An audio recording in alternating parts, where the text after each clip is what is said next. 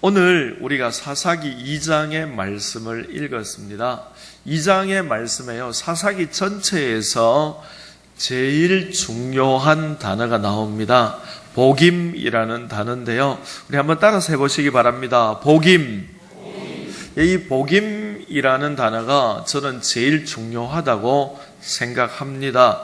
물론 사람마다 조금 다르죠. 어떤 분들은 또 다시가 제일 중요한 단어다, 그렇게 말씀하시는 분도 있습니다. 왜냐하면 또 다시 이스라엘이 하나님 앞에 범죄하였더라. 그래서 또 이제 하나님이 이제 징계하고, 그럼 또 회개하고, 그럼 또 하나님이 회복시켜 주시고, 그럼 또 살만하면 또 다시 범죄하였더라. 이게 이제 8번 정도 반복되기 때문에 또 다시라는 단어가 제일 중요하다, 그렇게 말씀하시는 분도 있습니다.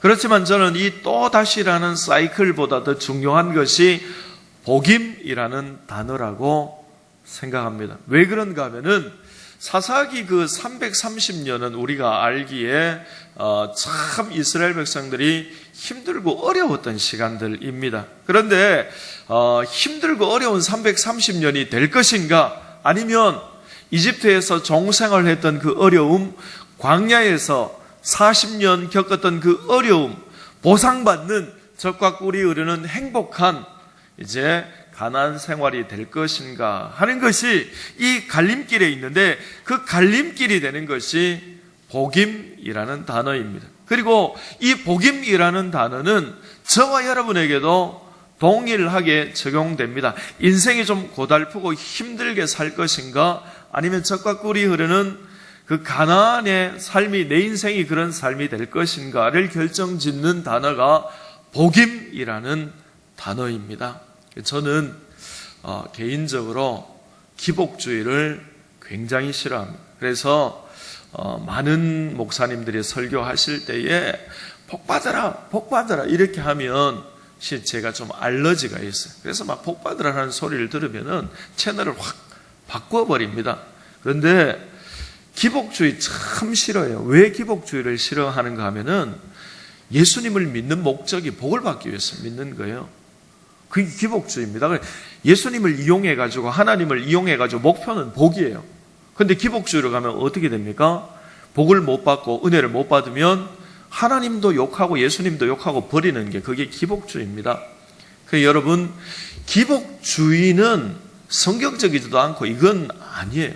그런데 하나님의 자녀로서 하나님이 약속해 주신 정당한 복이 있습니다.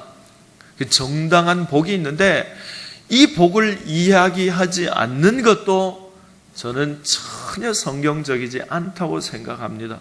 기복주의 알러지 때문에 이 정당한 복에 대해서 이야기하지 않는 것도 성경을 편파적으로 가르치는 것입니다. 성경에는 2가지 복에 대해서 분명하게 말씀합니다. 하나의 복은 이 땅에서 우리가 행복하게 평탄하게 젖과 꿀이 흐르는 가나안 땅의 삶을 사는 것, 이게 이제 육신의 복이죠. 신령한 복이 있습니다. 이 신령한 복은 마태복음 5장과 7장에서 말씀하시는 산상수훈의 복입니다. 그리고 이것은 출애굽기에서 젖과 꿀이 흐르는 가나안 땅이 되는 복은 출애굽기에서 말씀하셨고, 또 이제 영적인 신령한 복, 애통하고 가난하지만 하나님의 자녀가 되고 하나님과 교통하는 복이 있고, 이건 이제 신령한 영적인 복, 이거는 이제 산상수훈에서 말씀하셨습니다. 이제 이 복에는 별명이 있어요.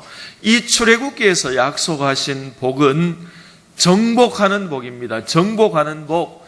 어디 가나 어려움이 있지만 그 어려움을 돌파해내고 하나님의 은혜로 이겨내고 마침내 우뚝 서서 복을 받고, 모든 사람들이 하나님을 믿으면 저렇게 복을 받는구나, 이렇게 세상을 정복하는 복. 그리고 이제 산상수훈에서 말씀하는 복은 정복당하는 복이에요. 예수님 잘 믿어서 이 땅의 복을 못 받고, 예수님 잘 믿어서 순교하게 되고 어려움을 당하게 되고, 그런 복이에요. 그런데 이 복도 복이고 이 복도 복인데요. 이 복이 오늘날 우리가 사는 시대에 혼재해 있습니다. 섞여 있단 말이죠. 그런데 저는 이 복에 대해서도 말씀드리고 또 이 복에 대해서도 하나님의 말씀을 선포하고 균형 감각을 가져야 된다, 그렇게 생각합니다. 이것만 이야기하면 자기도 모르는 사이에 기복주의로 가버립니다. 그런데 이것만 이야기하면 염세주의로 가버립니다. 그래서 저는 성경이 말씀하는 대로 균형 감각을 가져야 되고, 그래서 우리가 정확하게 두 가지를 다 알아야 된다, 그렇게 말씀을 합니다. 제가 오늘 드리고자 하는 복은 출애굽기에서 말씀하셨던 이 땅의 복, 그리고 또 하나님의 자녀들이 보편적으로 받을 수 있는 복에 대해서 말씀을 드리고자 합니다. 오늘 복임이라는 단어가 나오는데요, 하나님께서 이 복임에서 여호와의 사자를 보내서 복임이라는 곳에서 너희가 약속의 땅 가나안에 들어왔는데 이곳에서 젖과 꿀이 흐르는 삶이 되려면 두 가지를 기억해야 된다. 이 두 가지를 너희가 기억하느냐에 따라서 그것이 젖과 꿀이 흐르는 가나안 땅이 되기도 하고, 이 두 가지를 잊어버리면 330년 종교 암흑기로 들어가게 된다. 그러니 이 두 가지를 너희가 반드시 기억해라 하고, 이제 가나안 땅에 막 들어가서 땅을 분배받고 정착하기 시작한 이스라엘 백성들에게 복임에서 두 가지의 교훈을 주셨습니다. 저는 이 교훈이 너무너무 중요하다고 생각합니다. 그래서 우리 성도님들인데 기회 있을 때마다 말씀합니다. 그런데 제가 이 말씀을 우리 성도님들에게도 하고, 만나면 친구들에게도 하고, 선배님들에게도 하고, 후배들에게도 하고, 만나는 사람들에게마다 저는 이게 입이 아프도록 이야기를 합니다. 그리고 제가 많은 교육자들에게도 이 말씀을 하고 많은 분들에게도 하는데요, 이걸 제가 말씀드린 걸 이걸 정확하게 이해를 하고 따라주시는 사람들이 많지 않다 하는 걸 느꼈습니다. 제가 그 전에 섬기던 교회에서 떠나오기 전에 이제 같이 사역했던 우리 부교육자들, 후임들하고 제가 식사를 이렇게 착 대접을 했습니다. 보통 이제 떠나면은 이제 환송회 하면서, 성별회 하면서 그분들이 식사를 사야 되는데, 저는 그렇게 하지 않고 그분들 탁 모아놓고 식사 대접을 했습니다. 식사 대접을 하면서 그분들에게, 여러분들이 저에게 식사 대접을 해줘야 되는데, 제가 여러분들에게 식사 대접하는 이유는 한 가지입니다. 제가 오늘 여러분들에게 하는 말씀을 여러분들은 정말 진지하게 듣고 이 말씀대로 따라주시면은 반드시 이 땅의 삶이 복을 받습니다. 만일 그렇게 살았는데도 복을 못 받겠거든 저에게 와서 따지십시오. 그렇게까지 이야기하고 제가 밥을 탁 사주고 그들에게 말을 했습니다. 하나님의 말씀에 집중하십시오. 하나님의 말씀을 읽으십시오. 그리고 그 말씀대로 사십시오. 더 많이 알면, 더 많이 실천하면 거기에 비례해서 반드시 복을 받습니다. 그것이 성경에 일목요연하게 하는 말씀입니다 하고 그분들이 이제 이해할 수 있도록 제가 그분들에게 책도 선물하고 또 제가 가진 자료들도 다 주고 왔습니다. 그런데 그 말을 이해하고 실천하는 그 동네에 교역자가 한 명도 없습니다. 만나보면 알아요. 이야기해보면 알아요. 그래서 제가 이제 월요일 교역자들 이렇게 한 15명 정도 모아가지고 함께 성경 공부를 합니다. 하는데 제가 거기서 이렇게 사람들 모아서, 저도 월요일 피곤하잖아요. 사람들 모아서 성경 공부하고 함께 거기서 또 막 그분들 시중 들면서 그렇게 하는 거요. 제가 왜 제 시간 내가지고, 제가 왜 사람들, 싫어하는 사람들 모아서, 왜 거기서 막 시중 들면서 제 돈 써가면서 왜 그렇게 합니까? 교역자들이 하나님 말씀을 제대로 깨우치면, 한 교역자가 하나님의 말씀을 제대로 깨우치면 한 교회가 변화되는 겁니다. 그래서 제가 애타는 심정으로 그렇게 하는데 이해를 못 하시는 분들이 많이 있어요, 실제로. 두 가지 말씀드릴 텐데요. 깨달아지고 그것이 실천되어지는 은혜가 여러분에게 함께 하시기를 주님의 이름으로 축원합니다. 두 가지인데요. 행동의 변화가 있어야 복을 받습니다. 우리 4절 말씀 다 같이 함께 읽겠습니다. 여호와의 사자가 이스라엘 모든 자손에게 이 말씀을 이르매 백성이 소리 높여 운지라. 아멘. 복임이라는 뜻이 우는 사람들, 그런 뜻입니다. 여러분, 이 복임이라는 땅은요, 길갈이라는 땅 바로 옆에 있습니다. 굉장히 가깝죠. 이 복임이라는 땅, 원래 지명이 어떤 지명인지 잘 모르지만, 그러나 하나님의 사자가 길갈에서 복임 땅으로 와서 이스라엘 백성들에게 책망을 합니다.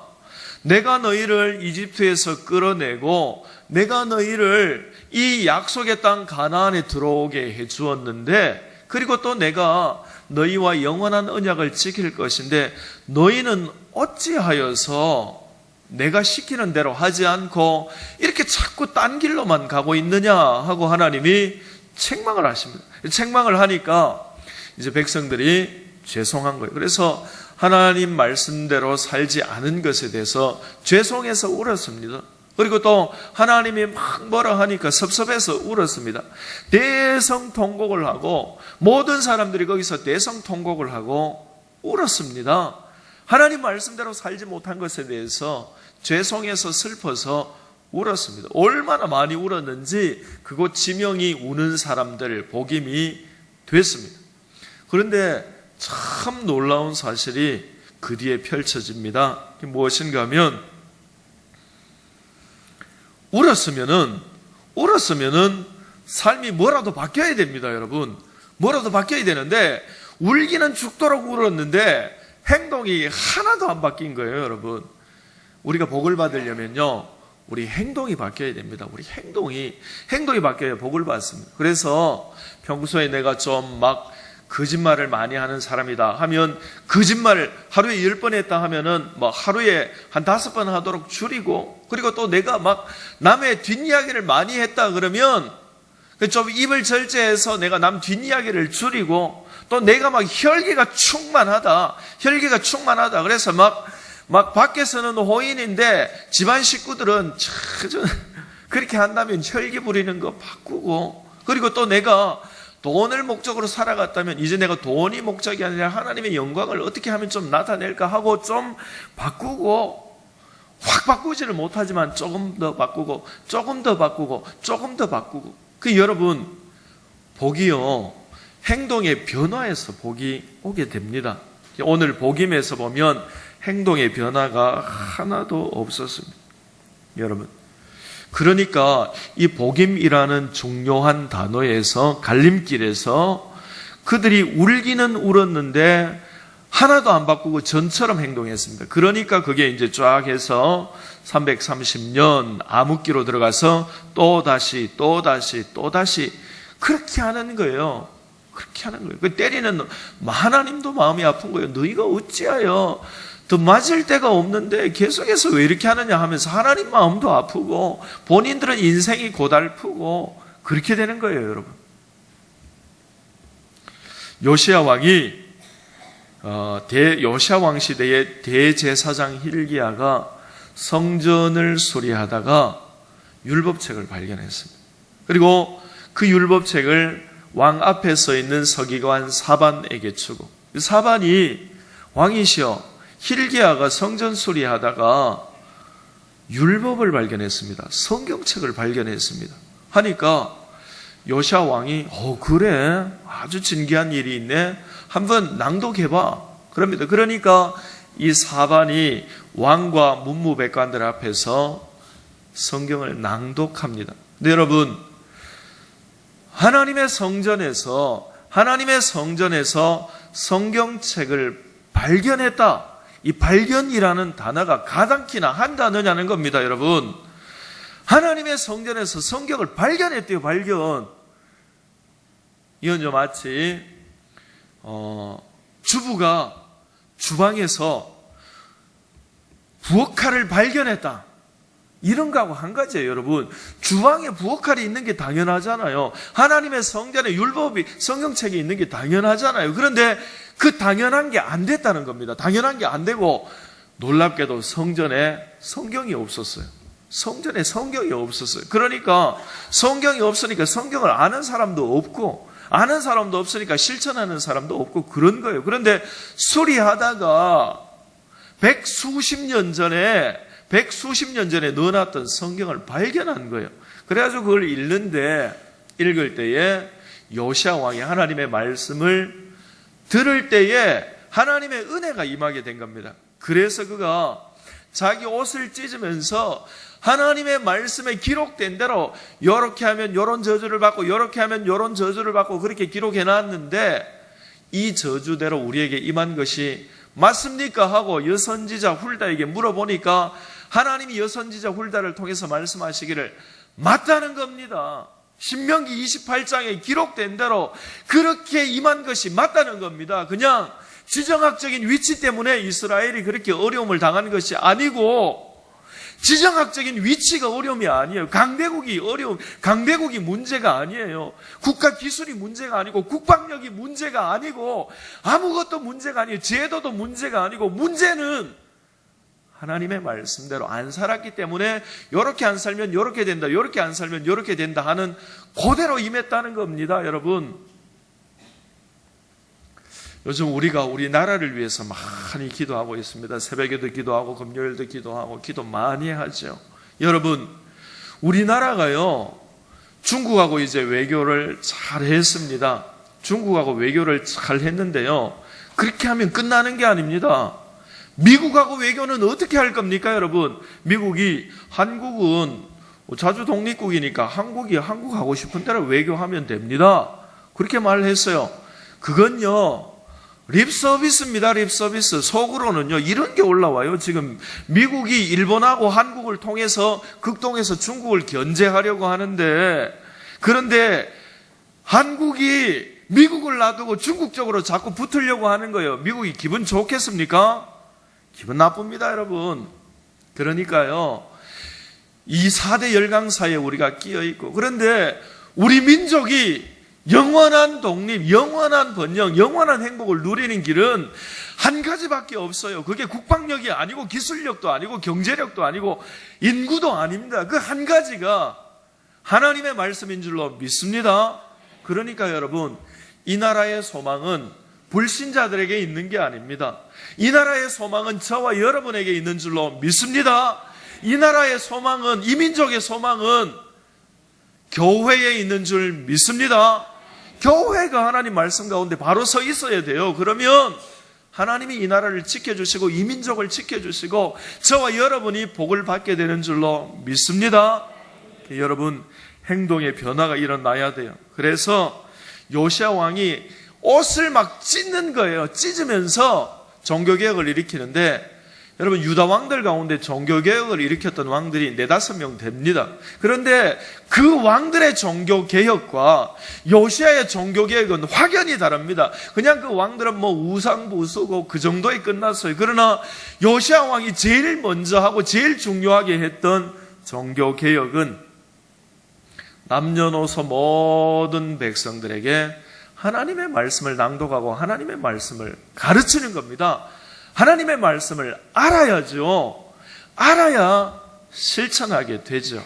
여러분, 실천할 때에 복을 받게 되는 줄로 믿습니다.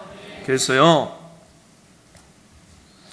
이제 우리 교회의 설립 35주년 기념 행사 4가지죠. 그런데 그냥 행사하고 지나가고 그게 아니고 의미 있는 행사가 돼야 돼요. 그래서 첫 번째 행사가 오늘부터 10월 첫 주까지 신명기 쓰기 대회를 합니다. 여러분, 성경 66권 가운데 왜 신명기 쓰기 대회를 합니까? 이 신명기가 구약에 보면 레위기와 신명기가 율법입니다. 레위기를 쉽게 아주 꼼꼼하게 설명해 놓은 게 신명기이고요. 여러분, 신명기를 쓰시다가 28장을 만나거든 신명기 28장 앞에서는 목욕 재개하고 기도하고 필사를 하십시오. 거기 보면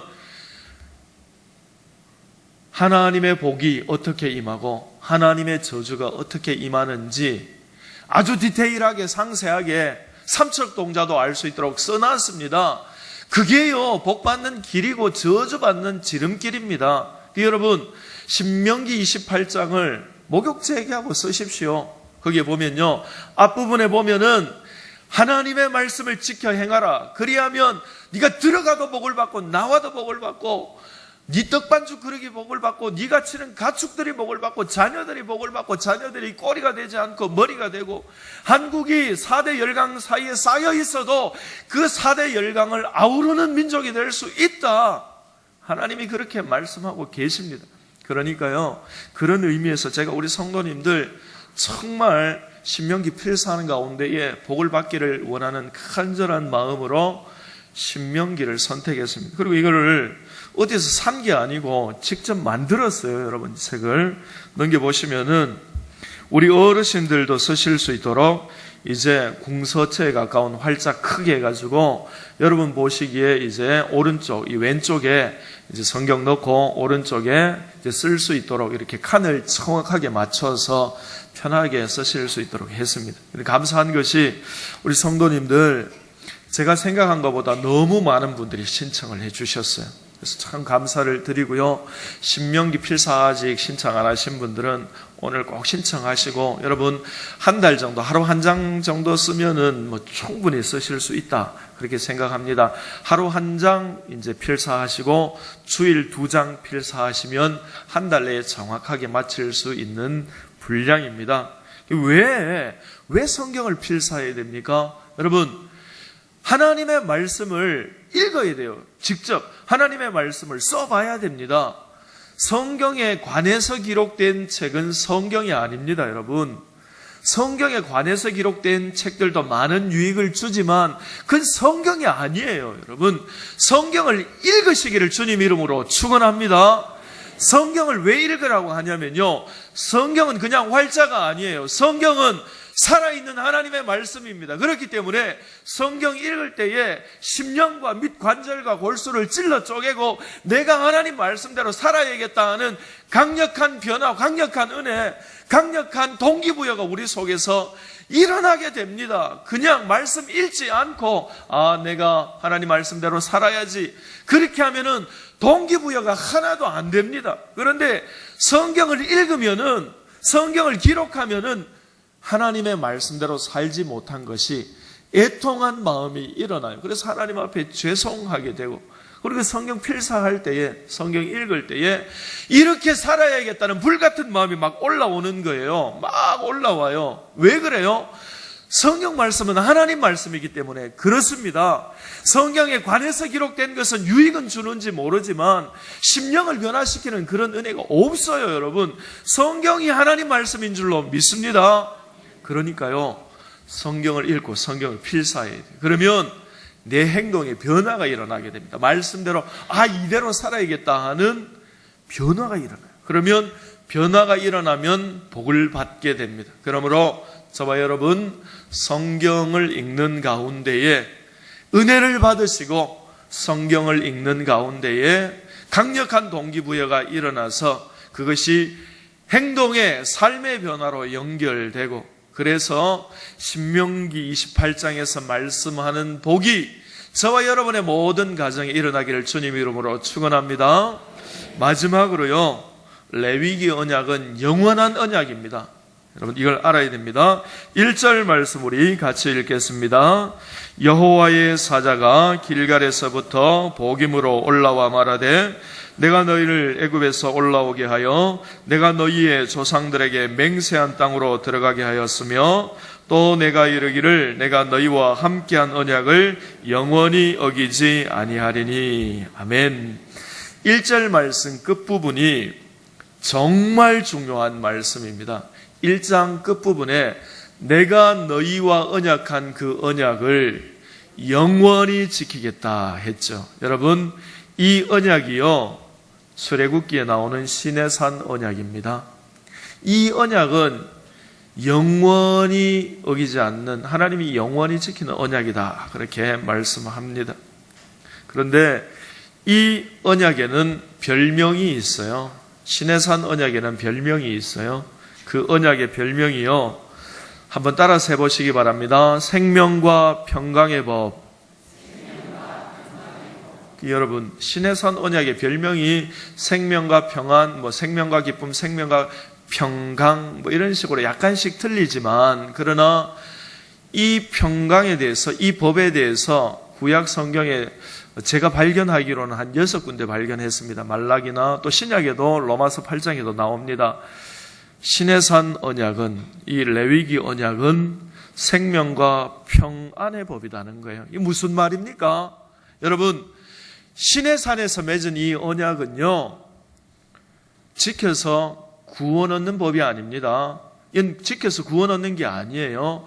그건 지켜서 약속의 땅 가나안에 들어가서 생명과 평안을 얻는, 복을 받는 법이다, 그런 뜻입니다. 여러분 한번 따라서 해보시기 바랍니다.